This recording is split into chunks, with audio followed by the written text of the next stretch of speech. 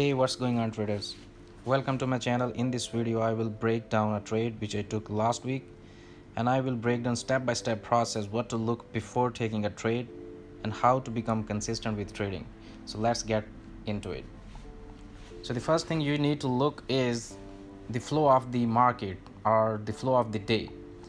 The flow of the day is usually your 4H market structure, and the 4H market structure is this is bullish, and this is the low, and this is the high. And the 4H market structure is bullish, and this is your basically direction of the market.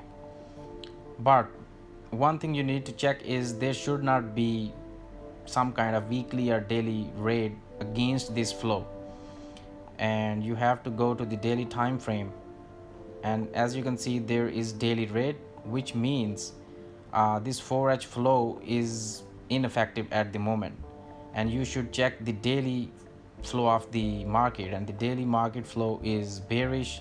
This is low of the market, this is high of the market, which means we are bearish in a range. At the moment, market has taken this liquidity, which means we can potentially go further low and take further liquidity either here or this level. So let's go to the smaller time frame to see what is happening there. On the 4H, as you can see, it closed above, but as it's closed below on the daily time frame, it doesn't really matter. The next thing you need to look is break of structure. After taking the flow of the market, you should look for break of structure. So for the break of structure, you can check 1 hour time frame, 30 minute, 15 minute, 5 minute, or even 1 minute. You have to have some rule. You always going to check the one time frame, whatever you set as a rule.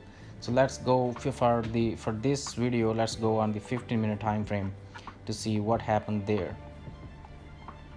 So right here, this is 15-minute high and this is 15-minute low, and as you can see, price has taken this 15-minute low, which means the over break of structure has happened and over second rule has met. Now the third is, as we can see, we need to find the order block, and as you can see there, the last candle is the order block, and that's where we have the order block.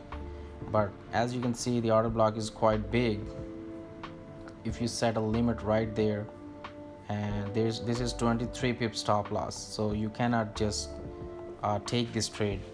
What you need to do is you need to shorten the order block so you can fit it into like 10 to 12 pip stop loss, right?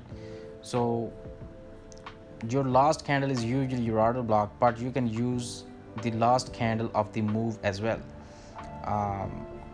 This candle where the real move started, you can use this as an order block as well if the real order block is a big one.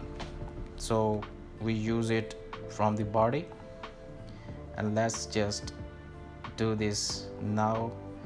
As you can see, we have reduced it to the 14.5 pips. So this is not the ideal one, but you can use it. As you can see, we have taken the daily liquidity, and for the targets, if we go to the liquidity, which means there is a good amount of pips we can get. So if we go from the liquidity to liquidity, this is the daily low. Let's check on the daily time frame. As you can see, this is the daily low, and when there is a daily liquidity taken, you can just aim for the next daily liquidity. But there is a catch. You shouldn't always do that. You have to see that is there any raid. You can check, this is a raid here. So when you find a daily raid on the opposite side, you shouldn't just focus or aim at the low of the daily, or you can say the fractal low. What you can do is you can just find an order block in it, and you can just close your trade there. Let's go to the lower time frame to check the order block. Let's go to the 30 minute. As you can see, there is this order block or sponsored candle, you can just say it, that's where you should close your trade, because there's no point sticking into the market um, when it's closing. You have to take profit and you have to get out of the market. And if you don't just take profit, it will be really difficult to be consistent and profitable. So you have to do that. This is your profit target, and you take it and you move on.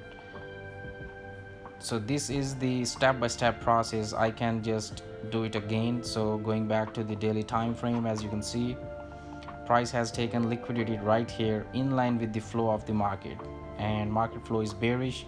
So when this liquidity is taken, over 4h flow of the market is just becomes invalid. For the moment it was bullish. From here to here this was bullish, and as we hit the daily liquidity, this became invalid. And the next thing we need to know was the breakup structure. We went to the 15-minute time frame. As you can see, there is breakup structure on 15-minute. So the next thing you need to know your order block, and your order block was just the first candle of the move. um, Usually it is the last candle of where the move starts, but at the moment, or at this time, we use the first candle because it was too big, and we need to sort over stop loss. I usually take trades between 5 to 10 pips stop loss, but this was different because there was a daily rate. And one more thing, I do not usually take trades after the day. I mean, this raid happened on the, as you can see, this raid happened on 16, sorry, here, this raid happened on 16 and price came back on 17. I usually do not do this. I can only wait for like 4 to 5 hours for any raid to pull back into the block. But this was exception because this was daily time frame and the daily liquidity was taken, which means that there's more likely price to pull back into some kind of block here and then sell off. Another reason was this kind of a double top engineered high into the Asian session.